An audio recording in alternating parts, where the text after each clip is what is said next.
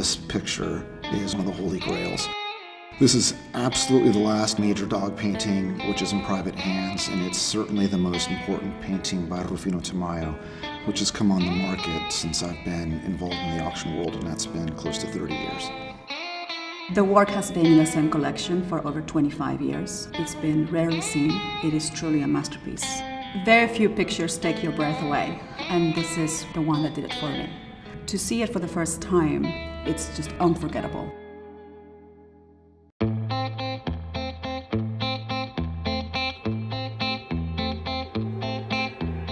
Perro Aullando a la Luna was painted in 1942. That same year, the US entered the war.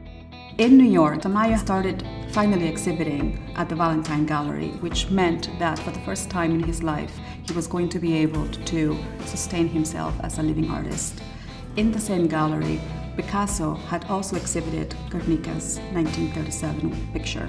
No doubt, Tamayo was exposed to the work at some point during those months, and he had an opportunity to see what the civil war in Spain had caused for Picasso.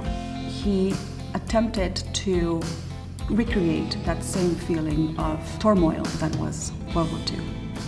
When Tamayo moved to New York in the late 1930s, almost permanently, he was unlike the European modernists, an artist who was celebrating Mexicanidad or Mexicanness. He was of Zapotec Indian origin and was a native of Oaxaca, Mexico, and in fact he actually collected pre-Columbian art. The dog howling of the moon is reflecting the red burnished clay that you see in a lot of ceramics from West Mexico, namely Colima, but also has the power and presence of Veracruz art from the Gulf of Mexico.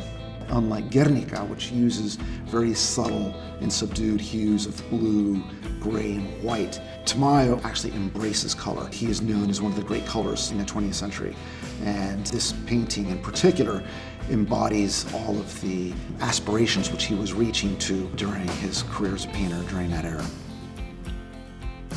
I think the most powerful aspect of the picture is its emotional connection to people. It's humanity, it's angst, it's rooted in its Mexicanness, and at the same time it carries with it so much of European modernism and all of the different influences that make Rufino Tamayo one of the greatest exponents of Mexican art.